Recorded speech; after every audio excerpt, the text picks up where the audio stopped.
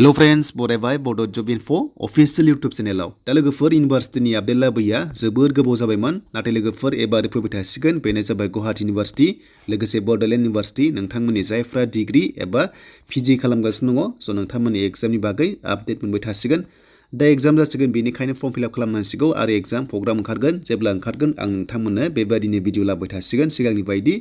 दा जायफ्रा आन्डार ग्रेजुवेट फरायगासिनो दङ नोंथांमोननि थाखाय लेटेस्ट आपडेट बेनो जाबाय बड'लेण्ड इउनिभार्सिटी नाथाय लोगोफोर नटिसखौ खायसे मोनखाबाय आरो जायफ्रा मोनाखै नोंथांमोना बे भिडिअ नाय अब्लानो गासैबो डिटेल्सखौ नोंथांमोना मोनगोन दा गोबाव खालामा जों फैबाय अफिशियेल साइटआव दा अफिशियेल साइटआव फैनाय लोगो लोगो बेवहाय एसएससि कनस्टेबलनिबो आपडेट फैदों नाथाय लोगोफोर आं सानो नोंथांमोना बयबो खालामखाबाय जानांगौ लास्ट डेटआ 30 नभेम्बर देन बेनिफ्राय जायफ्रा नायाखै नोंथांमोना एप्लाइ खालामनाय प्रसेस भिडिअ दंखायो नोंथांमोना नायनानै खालामबानो जाबाय लिंकआ डिसक्रिप्शनाव दङ दा जोङो एग्जाम सेमिस्टारनि बागै जों नायनोसो फैदो नटिसखौहाय मा होनदों दा बे नटिसखौ नोंथांमोना गोबां मोनबाय जानांगौ आरो लोगोसे खायसे सोंगासिनो दङ बे एग्जामा नंगौना नङा होननानै अफिशियेलि नंगौना नङा दा लोगोफोर नोंथांमोना बे अफिशियेलि नटिफिकेसन मोनबाय बे एग्जामा नंगौ स' जायफ्रानोखि आन्डार ग्रेजुवेट नोंथांमोना सेमिस्टार 1, 3, 5 आरो 7 फरायगासिनो दङ बे एग्जामा जागासिगोन 19 जानुवारि 2023 निफ्राय दा बेखायनो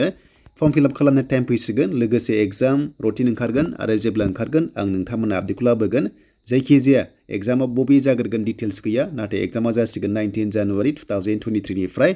दा नोंथांमोना बेबादि नटिफिकेसन मोनबाय थासिगोन आरो लोगोसे गुवाहाटी इउनिभार्सिटी बा गुबुन गुबुन इउनिभार्सिटीनि नोंथांमोननि एग्जामनि बागै फर्म फिलआप खालामनाय बागै स' नोंथांमोना भिडिअ मोनगोन दा लोगोफोर बेनोसैमोन बड'लेण्ड इउनिभार्सिटीनि माखासे लेटेस्ट आपडेट स' बेनिफ्राय एसएससि कनस्टेबलखौहाय कलेजाव थांनानै जायफ्रानोखि इन्टारेस्टेड दङ जायफ्रा एप्लाइ खालामाखै खालामनो हागोन थ' बेनि सायाव फेसिलिटिस होनाय जादों आं सानो मेक्सिमाम खालामखाबाय जायफ्रानोखि एसएससि कनस्टेबल नेबाय थादोंमोन दा एग्जामा जागासिगोन 10 जानुवारिनिफ्राय बेनो जाबाय नोंथांमोननि एसएससि कनस्टेबला